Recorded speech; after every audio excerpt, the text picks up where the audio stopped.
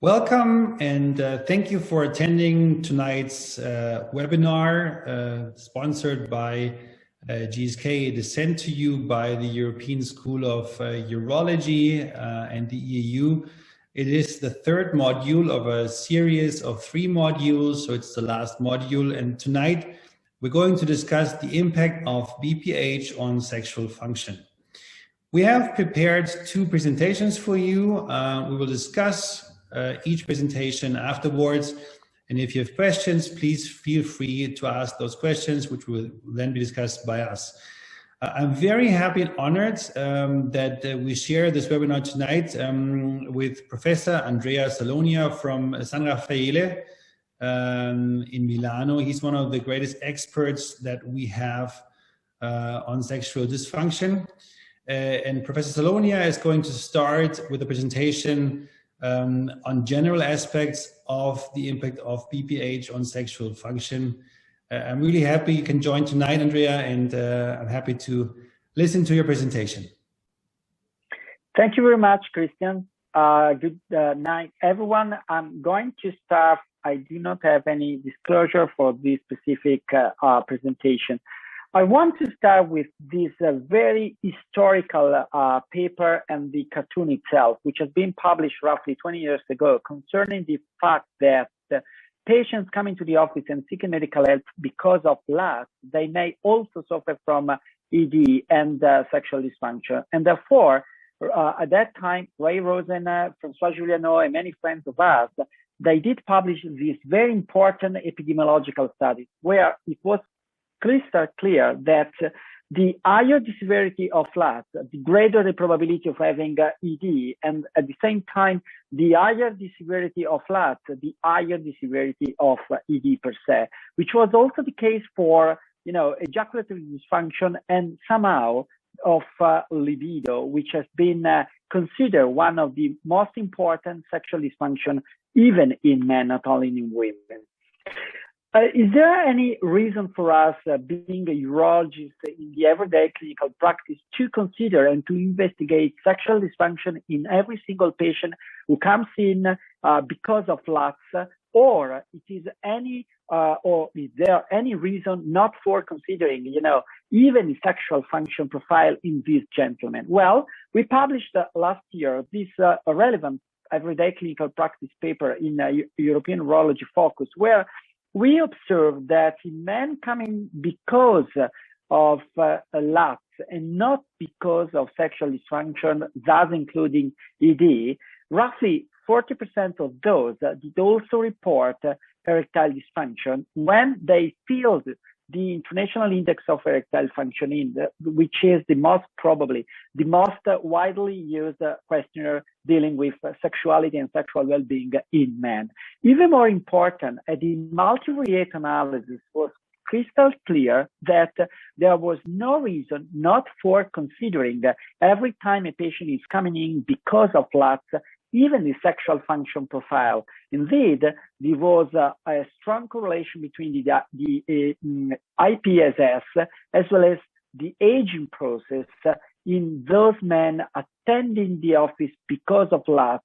But using this kind of multivariate analysis, we were able to say that it is reasonable to consider at the same time even the sexual function quality of life profile in men coming to the office because of lust.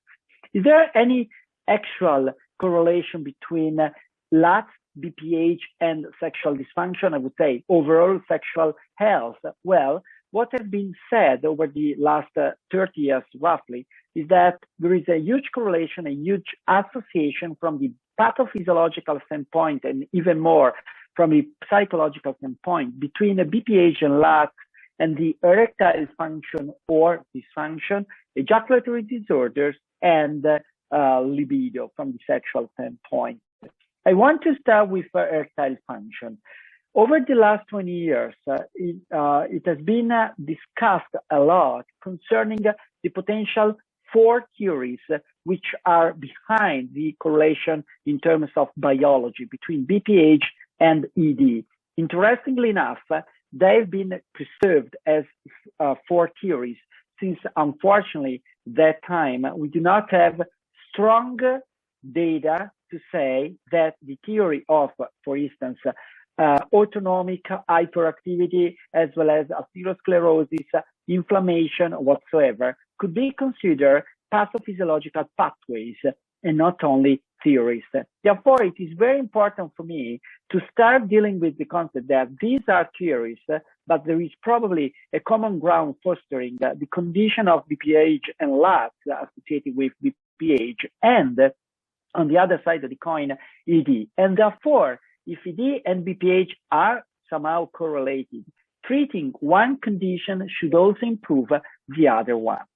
In this setting, I want to start with this very relevant paper, which has been published by my mentor from US, Irving Goldstein, roughly 20 years ago, where he was able to say that if you do have an hyperadrenergic activity at the corpora cavernosa level, you may probably treat this kind of condition, which is against erectile function per se, tumescence on one side and rigid erections on the other side of the coin, by using alpha adrenergic blockade. And this is important since there is certainly one important, I would say, everyday clinical practice observation, which is whenever a patient is coming in and is anxious, even during the duplex dynamic ultrasound, where you are going to inject the gentleman with alprostadil, sometimes an injection could not be retrieved, could not be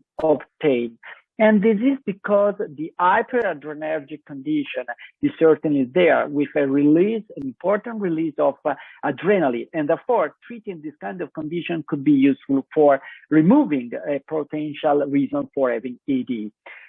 Therefore, a few papers have been dedicated to consider whether treating a patient because of ED with alpha blockers could be useful. And this has been the case for this quite historical paper, where using one alpha blocker could be useful in treating even ED whenever there was a severe form of, LATs,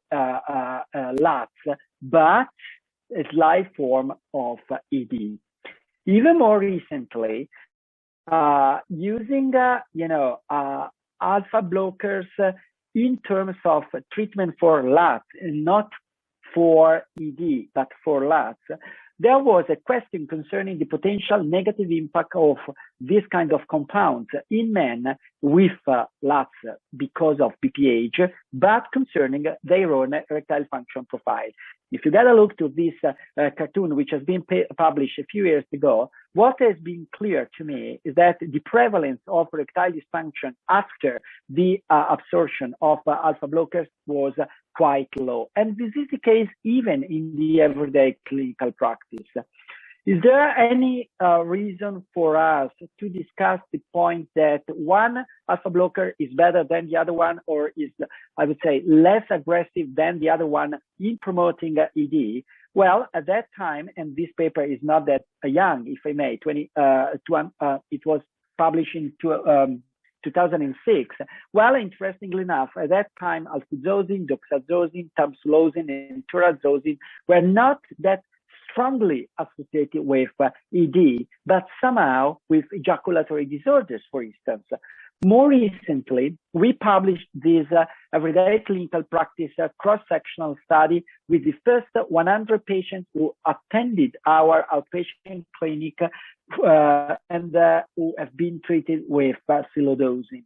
Interestingly, Paolo Capogrosso, who is one of my fellows at that time and now is a professor at the University of Varese in Italy, was able to address the point that roughly 11% of those patients did also report ED after having started with silodosine. Even more important, if you move to a different kind of treatment, phosphodiesterase type 5 inhibitors, well, what has been clear to me is that they were able to promote an improvement, and they are still able to promote an improvement in terms of erectile function. Well, whenever you're going to suggest phosphodiesterase type 5 inhibitors, any type, that including tadalafil, in men coming to the office because of BPH, is there any kind of improvement for BPH on one side and ED on the other side of the coin at the same time? Well, the answer is yes, for sure. Although no data were able to suggest any kind of real crystal clear modifications concerning the flow rates of those gentlemen. Even more important, if you try to approach a patient who may deserve to be treated with alpha blockers on one side and sildenafil, for instance, on the other side of the coin, our EAU guidelines, which have been recently revised and published concerning sexual and reproductive health, well, it is crystal clear once again that you should be able to address the point that the patient should be stably in treatment with one of the two before starting the other, and mostly stable in alpha blocker treatment before starting with on-demand or even daily treatment with phosphodiesterase type 5 inhibitors. A completely different discussion concerning 5-alpha reductase inhibitors, thus including finasteride and dutasteride. Over the last 10 years, roughly, a number of different papers have been published dealing with the concept that these kind of molecules could promote erectile dysfunction or sexual dysfunction as a whole. If you get a look to the literature, conversely, many different outcomes have been published. This is one of the papers dealing with the concept that using 5-alpha reductase in men coming to the office because of BPH on one side or androgenic alopecia on the other side of the coin, with or without a combination with alpha blockers. In conclusion, they were able to say that 5-alpha reductase inhibitors did not seem to significantly increase the risk of, ED, the incidence form of ED, regardless the indication, which means both for AGA or BPH. More recently, sexual dysfunction in subjects treated with 5-alpha reductase have been re-evaluated using a systematic review and a meta-analysis with the two topics, libido and erectile dysfunction. And what has been found was that for sure, 5-alpha reductase inhibitors were associated with an increased risk of ED. At the meta-regression analysis, the risk was higher in those subjects with lower Qmax value. Therefore, the higher the severity of LAT, the higher the probability of having incident ED in men who have been treated with 5-alpha reductases. If you are going to consider only those which have been published as randomized controlled trials, applying a meta-analysis even in this setting, once again considering different kind of sexual dysfunction. Well, interestingly enough, 5-alpha reductase were associated with worse erectile function in men with BPH as compared with placebo. Therefore, something is going to happen whenever you're going to suggest to be treated with finasteride or dutasteride in men coming to the office because of BPH with proper indication. Interestingly, the combination of the two is that able to even increase the potential damage coming to the erectile function profile in men who have been treated because of LAT, mostly associated with BPH. Once again, the combination of one alpha blocker plus one of the two 5-alpha reductase inhibitors did promote a greater risk of, erectile dysfunction, which is an incident form of erectile dysfunction. Therefore, the baseline using this kind of compounds could be potentially, risky for men in terms of erectile dysfunction.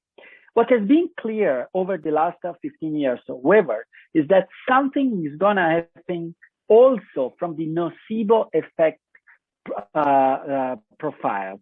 This has been published firstly by Nicola Mondaini, I would say 15 years ago, roughly. It has been a really important paper since it was able to demonstrate that something is going to happen in men who have been treated with 5-alpha reductase inhibitors.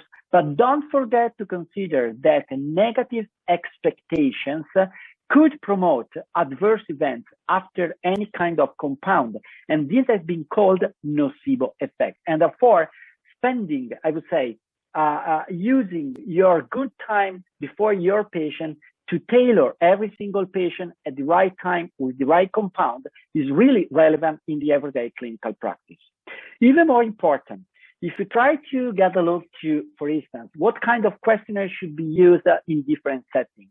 This is the paper published by Roburn and Ray Rosen a few years ago. It was able to say that using, for instance, the male sexual health questionnaire, which has not been largely used in the everyday clinical practice, could be useful for you to address the point that one single, for instance, sexual dysfunction, such as ejaculatory dysfunction, could be responsible for promoting or increasing or decreasing, I would say, the erectile function profile in men treated with a combination of dutasteride plus tamsulosin, for instance.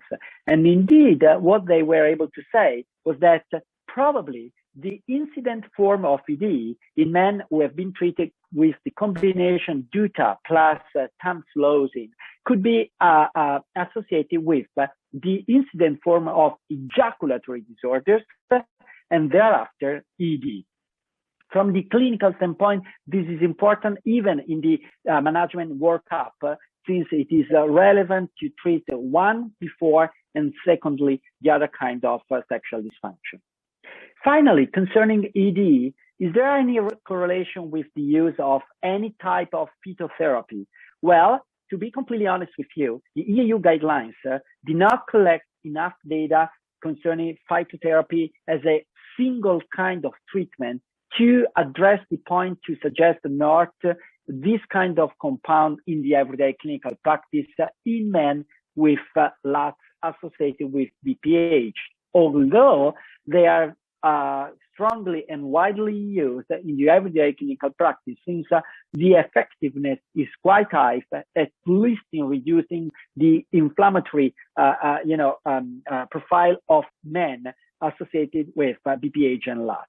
Is there any correlation between phytotherapy and ED? Not at all. There are no data to say, at least in those who have been considered as single type of treatment and ED. And this is quite important since no data were associated with the potential anti-androgenic profile of these kind of molecules, thus including mostly serenoroids.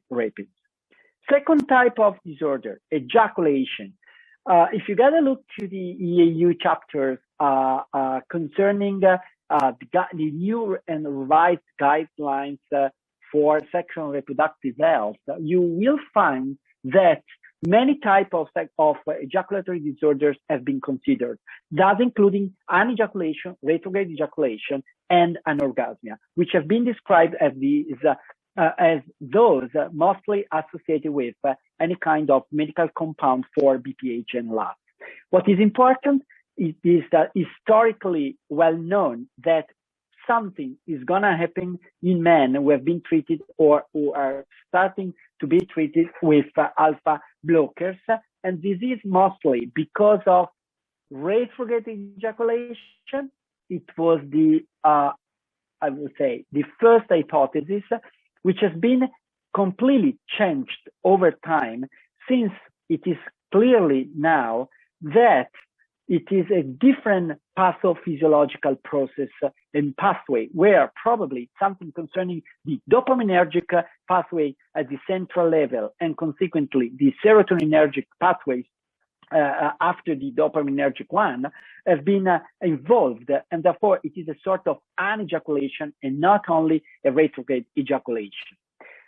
Who is the most responsible? I would say probably silodosin, and certainly not doxazosin. Therefore, the higher the superselectivity, the higher the probability of having anejaculation. And among the different kind of alpha blockers, silodosin probably the most aggressive, between brackets, of course. This is the very same paper we published a few years ago, among our patients coming to the office because of LUTS who have been treated with silodosin, we found anejaculation in up to 48% of the cases, which is very high, and certainly higher than the one which has been published in the leaflet from the molecule and from the pharma industry. We also had hypospermia. We had reduced orgasmic feeling and a complete absence of orgasmic feeling somehow. Interestingly enough, we also evaluated two questions from the IIIF questionnaire, which is question number 9, which means ejaculatory frequency, and question number 10, orgasmic frequency. What is clear is that at the multivariate analysis, the one is strongly associated with the other one, which means we are not feeling orgasmic feeling whenever we are not ejaculating any longer. And this is the case for a few patients of our cohort to drop off from using the molecule itself, although the reason for discontinuation of the treatment are strongly associated with ineffectiveness of the compound and not because of sexual dysfunction associated with. Interestingly, silodosin per se has been associated with, a higher risk even in comparison with tamsulosin, which is the other super selective alpha blocker on the other side of the coin.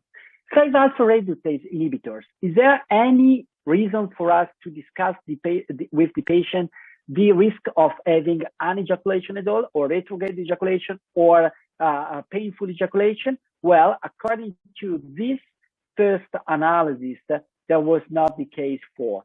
Although there is certainly an higher risk after this kind of compound.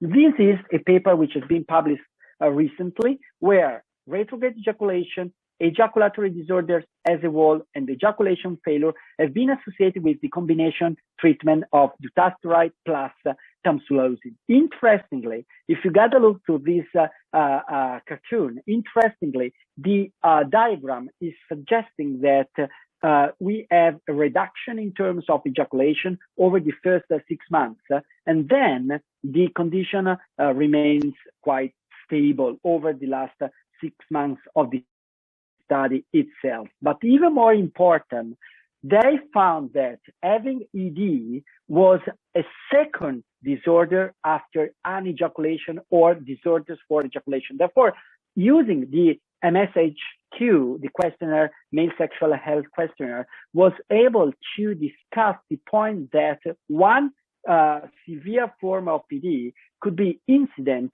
after any form of ejaculation, disorder. Even more important, phytotherapy in terms of ejaculation, no answer. Therefore, there is no correlation, at least in those were non-placebo controlled studies. And placebo-controlled studies. Conversely, in those who have been reported as cross-sectional or non-placebo controlled studies, some discussion has been proposed concerning some ejaculatory dysfunction.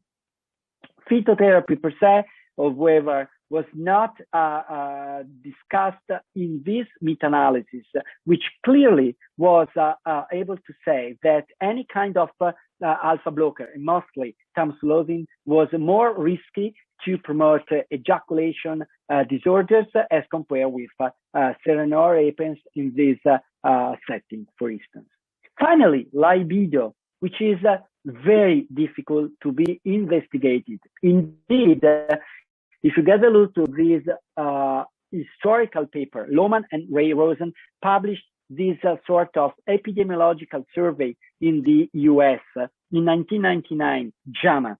At that time, there was a clear-cut observation. The older the patient, the higher the probability of low libido. But what does low libido mean?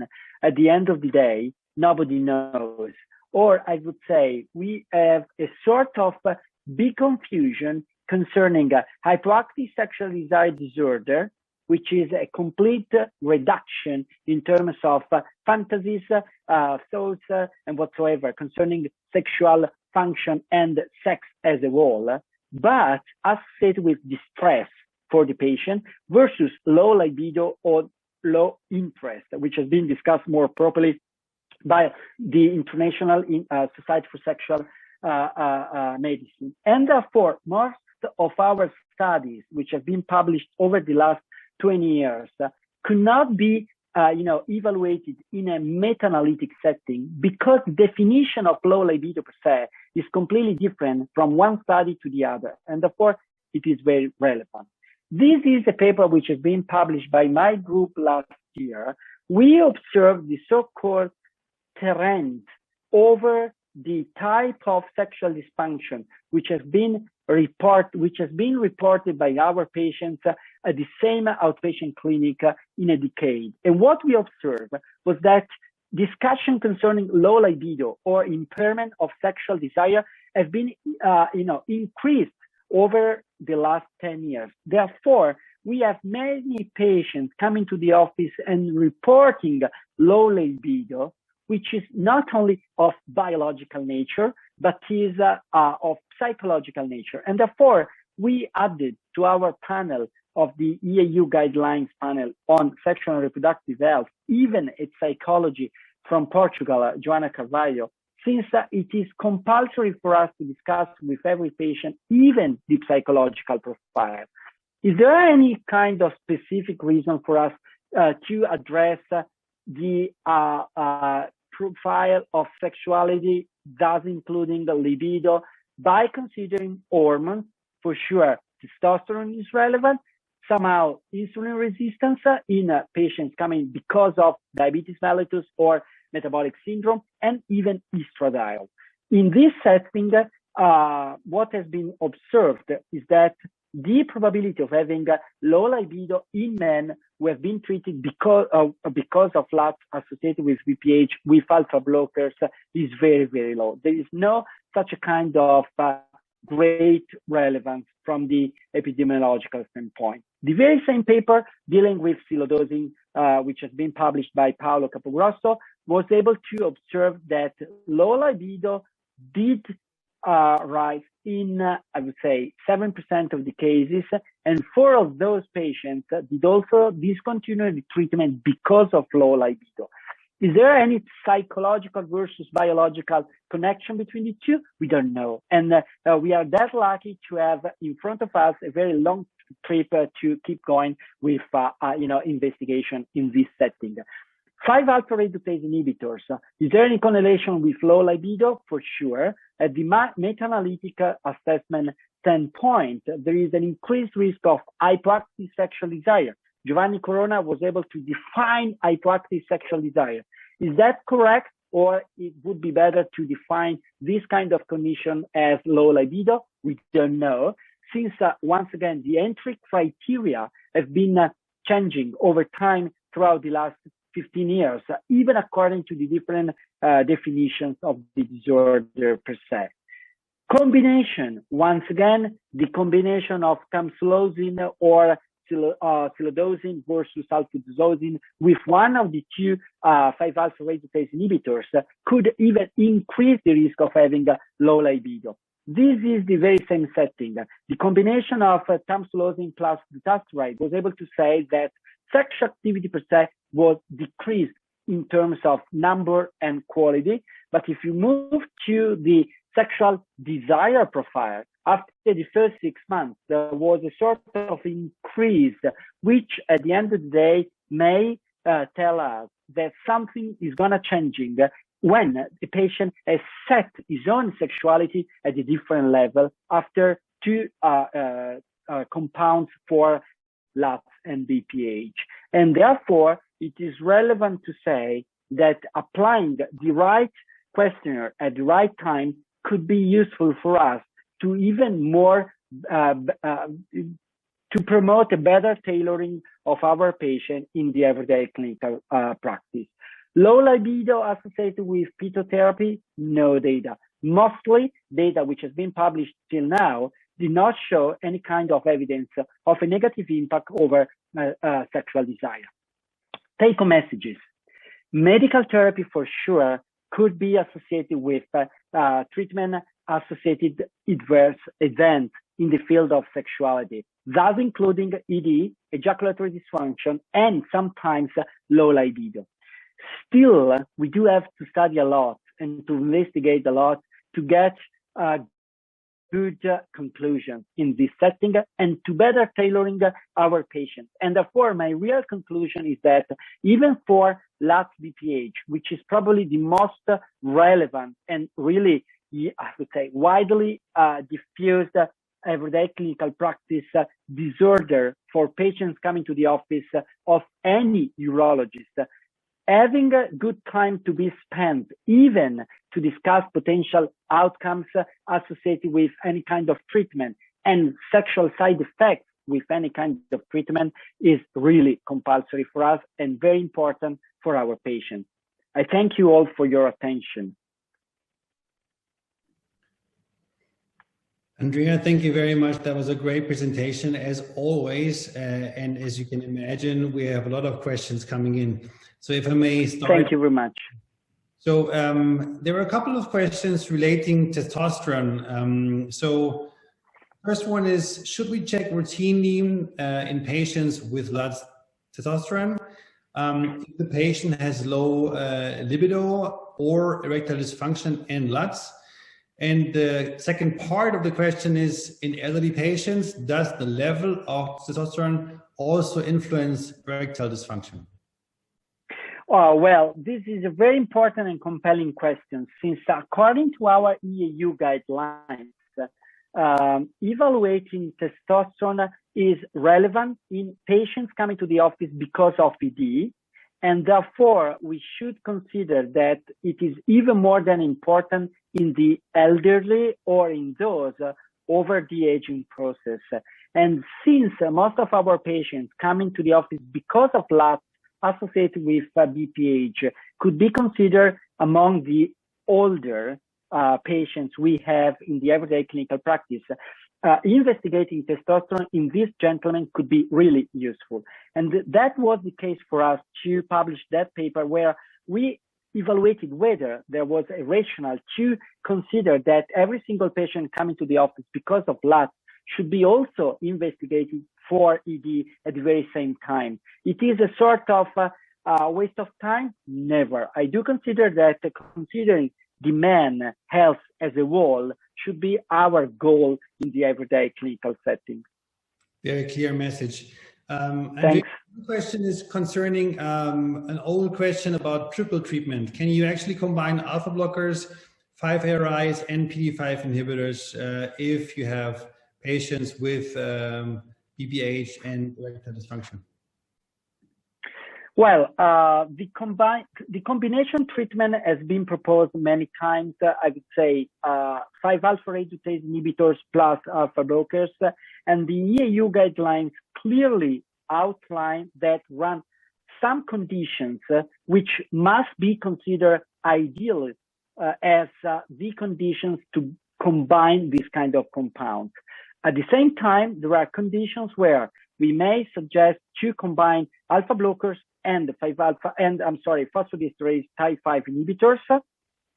Even in this setting, our guidelines could be of help. Indeed, they do suggest to start first one of the two, mostly alpha blockers, and whenever your patient is getting a stable condition, mostly from the hypertension standpoint, when the blood pressure is stable, you may start using and suggesting the PD-5 inhibitor as well. The combination of the three compounds, which means, for instance, dutasteride, tamsulosin, and sildenafil, has been reported many times. Whenever your patient is stably under the combination for BPH, you may start using the sildenafil pill as well. Fantastic. Andrea, I would Thanks a lot. that we keep going. I know my presentation. I leave those questions open because we have too many to deal with them all. But if there's time at the end, we may as well go back and answer these questions. Yeah. Is that all right with you? Yeah, absolutely fine. Thank you very much, Christian. You are going to introduce yourself since you are the chairman. I'm more than happy. Thank you very much. I'm just giving you my slides here. So I'm hoping you can see my slides. Please let me know if that's not the case. Yeah, perfectly. Thank you very much. So what I'm going to do is give you a brief presentations about novel technologies for the treatment of male LUTs. So we're moving from drugs to invasive treatment with a focus on sexual dysfunction. My disclosures. So that's what I talked about in the teaser in the slides that you could view before the seminar. What is the ideal technique to treat a patient with male LUTs? Obviously, this technique, we agreed on that, should be safe, reproducible, should lead to optimal deobstruction, have minimal or no post-operative complications. There should be a very short length of stay, day case, surgery if possible. The ideal technique should have a low retreatment rate. It should meet all patients' expectations, especially the sexual side effects. And I guess we all agree, the more you ask about preserving, let's say, antegrade ejaculation, the more patients will say, yes, I would like to preserve that. And of course, it should be cost effective. And I think everybody agrees that there's no one size fits all solution here. We need to have patient tailored techniques that will actually include all patients' expectations. Maybe we can give them what they want, or maybe in parts we'll have to tell the patients that we cannot fulfill all expectations. And that's what we did in our male LUTs guideline panel. We came up with an algorithm of when to use which techniques, and the algorithm hinges, if you will, on very few parameters: high-risk patients, not high-risk patients, prostate volume, and whether or not the patient can have anesthesia, and does he take any anticoagulation treatments. And that's when you decide on the various treatments. I'm not going to go into detail with regard to every technique. And we discussed the main operative techniques such as vaporization, enucleation, and resection in the teaser. So now I'm going to focus on various minimally invasive procedures. And if you have questions, please feel free to ask them. UroLift is the oldest kit on this new block, if you wish. It's been there for a while, and I think everybody is aware of that. It is a major success in the US. In Europe, not so much, and that has various reasons. So what you can do with UroLift, you can lead to an anterior channel. So everything you learn by doing a T or a P, you're actually neglecting, because as you can tell here, all around the verum, tissue is preserved. And that, of course, leads to a preservation of antegrade ejaculation. It's very short. It's a short procedure, has minimal complications, and that was introduced more than 10 years ago. So 2 main studies were published. We have a 5-year RCT from the US that Klaus Röhrborn was leading. And there's a 2-year RCT of UroLift versus TURP from Europe. So the US study here showed that over 5 years, there was a remarkable steady preservation of improvement with regard to symptom improvement and flow rate, which is actually, when you consider this, and we discussed this in our guideline panel very many times, remarkable, because we don't have that kind of quality data for many other very established techniques. If you look into the literature, what we do have for UroLift, there are limitations. It's a small number of patients, but still we have level 1 evidence to support this procedure.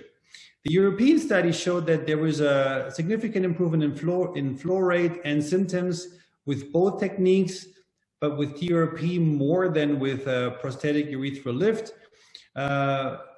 UroLift was more in range of tamsulosin as alpha blocker, and you discuss whether you prefer the medication or UroLift. With regard to erection, and this seminar is here on the sexual dysfunction, there was no change on erection. I think this is what you can actually demand with regard to doing a TURP, if you do any still, or you just focus on enucleations.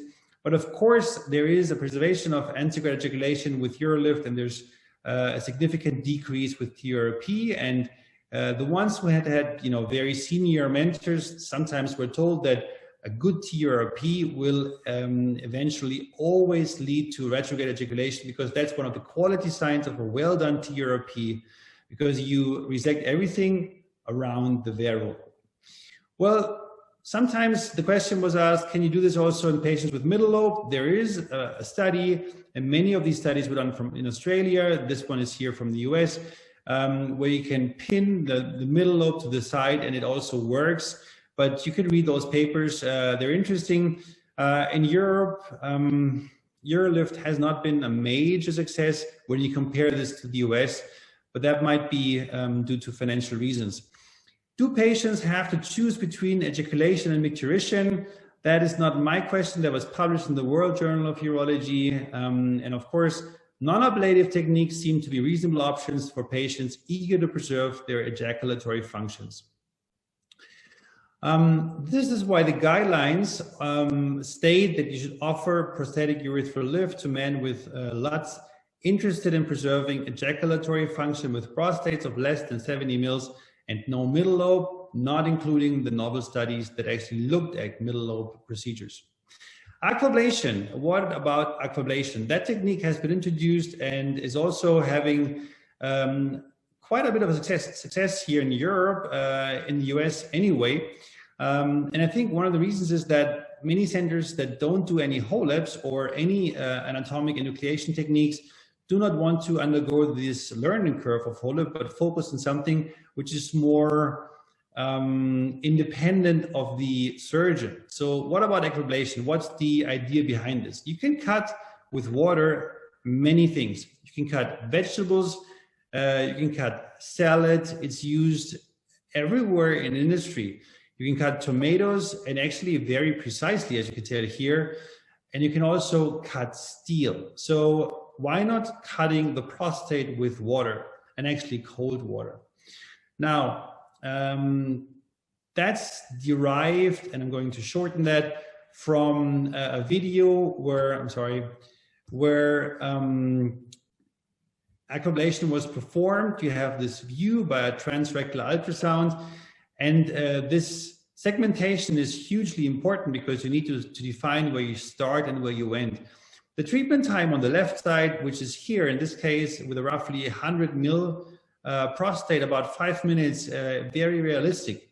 However, the technical settlements before the surgery take some time too. So it's not like only 5 minutes, but it's like 25 to 30 minutes if you start, and I think it goes down once you get more experienced. These are 12-month results from Peter Gilling. And as you can tell, they're very much comparable with TURP, which was the comparator in this study. If you look at the 24-month results, they're also very good results, also comparing the maximum flow rate and the average flow rate of aquablation and TURP. Over 2 years, surgical retreatment rates were about 4% with aquablation and 1.5% with TURP. That's what our patients will be asking. Well, do I have to take the risk of getting a retreatment within a short period of time? I guess that's your answer within 2 years. One critique that's always coming up is transfusion rates and bleeding. If you do HoLEPs on a regular basis, usually your patients will have clear urine after the surgery. That is not the case with aquablation. It is more red, but patients are actually happy when they leave the hospital, and the actual transfusion rates were reduced. That's coming from a multi-center study where big centers put their data together.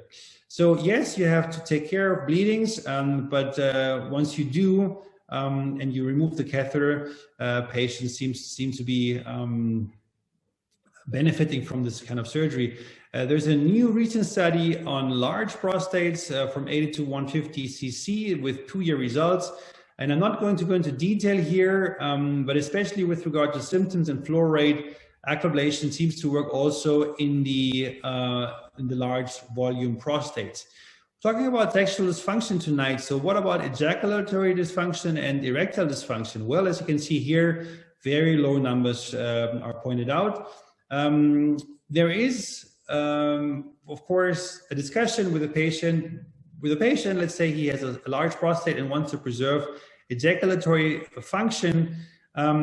Personally, and we do aquablation quite frequently, but we also do a lot of HoLEPs. I would never guarantee preservation of ejaculatory function using aquablation, but I guess chances are higher than in holmium enucleation of the prostate. And that's why EU guidelines state that you should offer aquablation to patients if you have it with moderate to severe LUDs and a prostate volume of 30 to 80 mils as an alternative to TURP, but you have to inform patients about the risk of bleeding and the lack of long-term follow-up data. What about Resume? Resume is has been on the stage for quite some time. What do you do? It's a very short procedure. You use thermal energy in the form of water vapor, which is directly delivered to the prostate. So that's how it looks like, and that's the idea behind it. It's a secondary ablative procedure, and we have seen many in the past. Not many have stayed. So let's see how it works out with Resume. But you create a cavity within the prostatic urethra. Most centers that use it that I know state that, well, if you do this and the man, for example, is on retention, you leave the catheter for 10, 12 days and then you take it out and the patient is able to void fine. I'm not totally convinced with the long-term follow-up data. These are the newest ones, the final 5-year outcomes of a multicenter randomized sham-controlled trial. There are many questions to be asked. I didn't get a chance to ask myself yet, and you can see this is a very new publication which shows a low re-intervention rate over 5 years. Let's see, time will tell. I guess every technique that's good will stay. Every technique that is not of benefit for our patients will not stay and not stand the test of time. ITIN is an interesting procedure because it's just new for us, and it just somehow startling because it seems to be so easy. But what you do is you have this little cage. The company calls it Struts. It's recently been acquired or associated with Olympus. It was first, the startup company is from Israel called Meditate. And you put these struts on 5, 7, and 12 o'clocks. It's like a cage into the prostate. And you then position it. And after 5 days, you remove it. There is a little, you can pull out this cage through the urethra after 5 days. It's a very short procedure. It's only 5 minutes. You use no or very minimal anesthesia. It's not very painful. Implantation period is about 6 minutes. You remove it in about 2 minutes. So it's really short. There are patients, and we've done quite a few in an ongoing clinical study, a one-arm study, that are having a hard time sitting down or laying down during those 5 days. Some patients report very minimal pain, so it's very heterogeneous from patient to patient. Very low complication rates, urinary retention being among the highest with almost 10%. But all in all, very minimal complications. With regard to sexual activity, at 12 months follow-up, none of the 61 sexually active patients reported erectile or ejaculatory dysfunction. That's how it's done. You do a cystoscopy and you implant this little cage by inserting it through the shaft, and then once it's inside, and that's actually our very first patient that we did a few years back. This is very easy because you just pull it back in the right position at 5, 7, and 12 o'clock, and these struts come to lay in place. And once you remove and you just pull back this cage, there's no way it actually can turn around or twist. So it will sit in this final position for those 5 days. And what it does, there's a lot of discussion about what it actually does. It does not incise the prostate. It's not like a Turner Warwick. It's more like what the company calls remodeling of the anatomical shape of the prostate. And if you have a look a few weeks later, the prostate shape does have changed. That's how it stays inside. It's in slow motion. So now this is where it stays, and it won't twist. When days later, you want to take it out. This is how it goes. You do, by Seldinger technique, insert an open-end catheter. You use a lot of gel once it hits the cage. Once you use a lot of gel, it's not a problem. And then once the catheter hits our little cage, you can just pull it out through the open-end catheter, so it won't affect the urethra, which is very important. And it looks easy. It's not quite as easy, but it's really easy once you do it once or twice. It's a very low, learning curve, and then it's out. That's what it does. So let's see how the story goes with iTind. There is a multi-center trial starting very soon, comparing it to TURP. So let's see how iTind will do. I think it's good to have randomized controlled trials to eventually make a decision on how well it is suitable for our patients. Last one here is the prosthetic artery embolization. And you may have seen the 3 months result published by our Swiss friends from St. Gallen. And this is the very new paper on the 2-year outcomes of this randomized open-label single-center trial. This is hard to read, and I apologize for that, but it's just showing that they analyzed a little less than 50 patients in each arm. It's actually a very well done study. We have to congratulate our colleagues for doing so.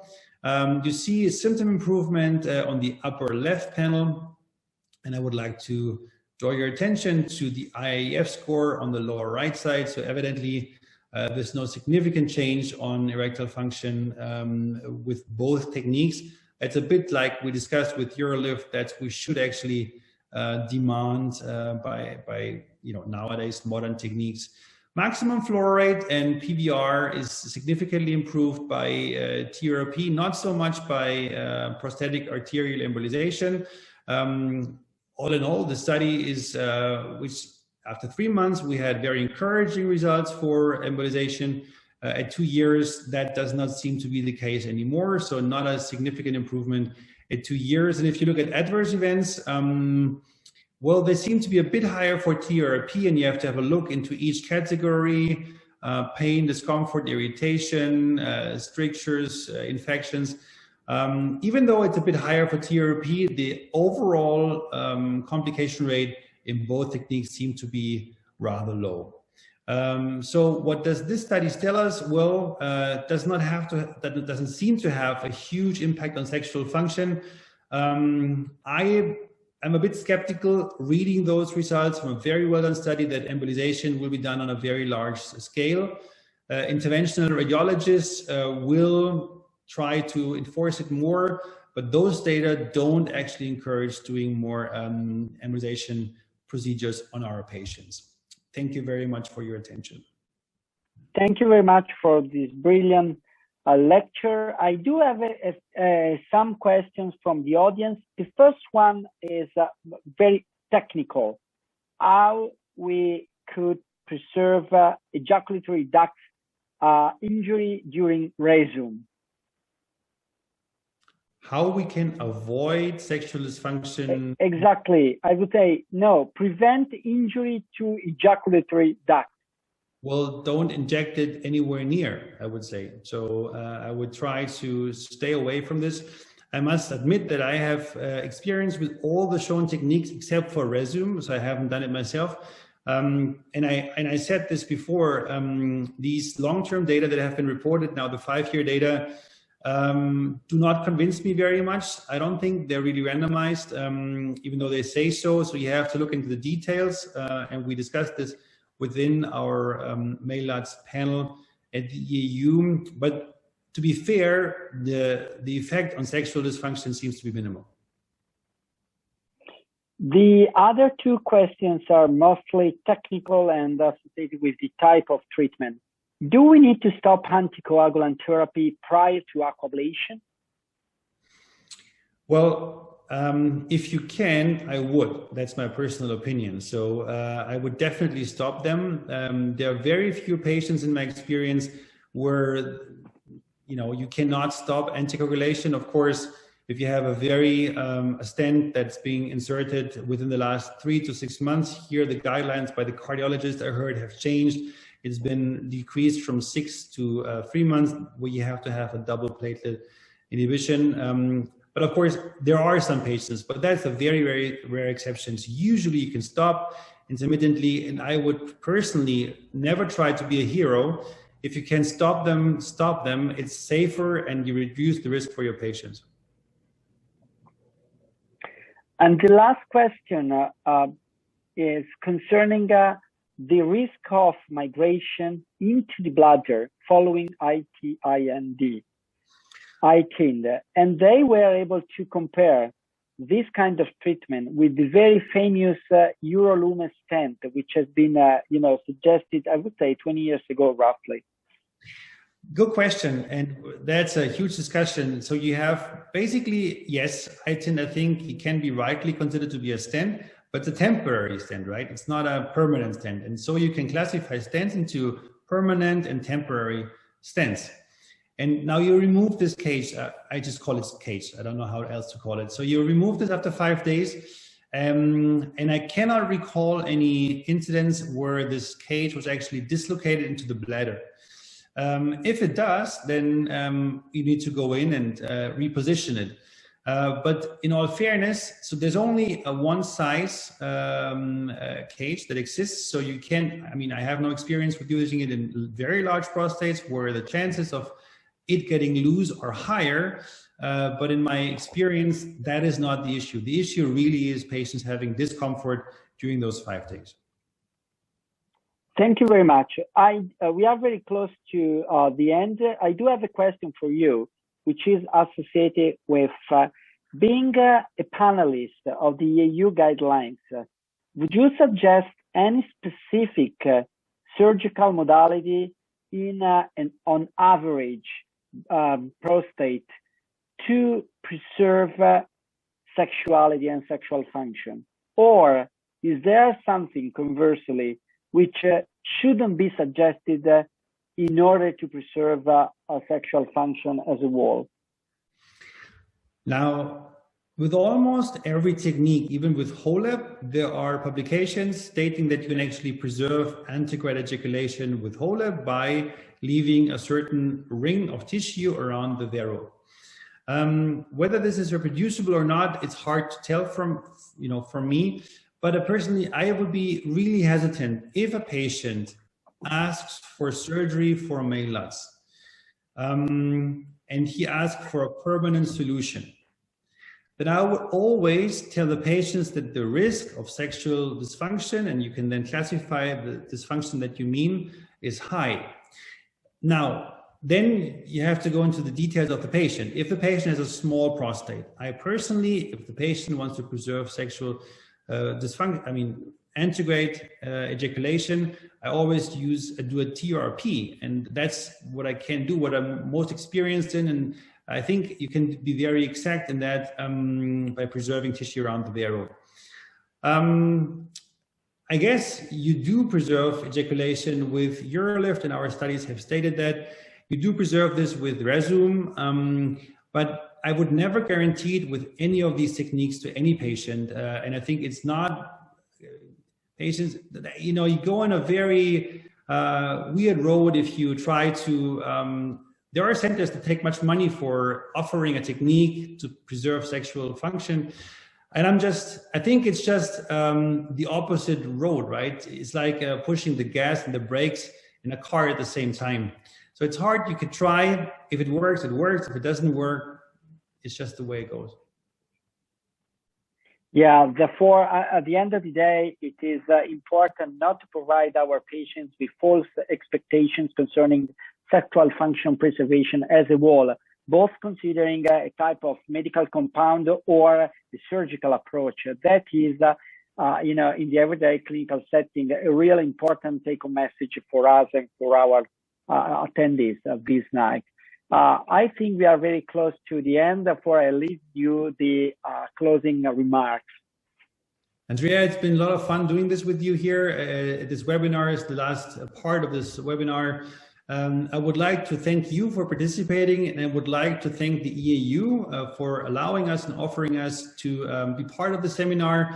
Of course, we thank GSK Specifically, I would like to point out our thanks to Tessa Breman. She works for the EU and she was, huge help during the series of webinars. So we're hoping that you found this useful. We apologize for not being able to answer all those questions, but I think, there will be a time when we can still meet again in our conferences and then we can discuss those questions in person. Absolutely. Thank you very much. Yeah, you have the last word. Stay safe and all the best for all of you. Exactly. Thanks a lot, Christian. Thank you very much.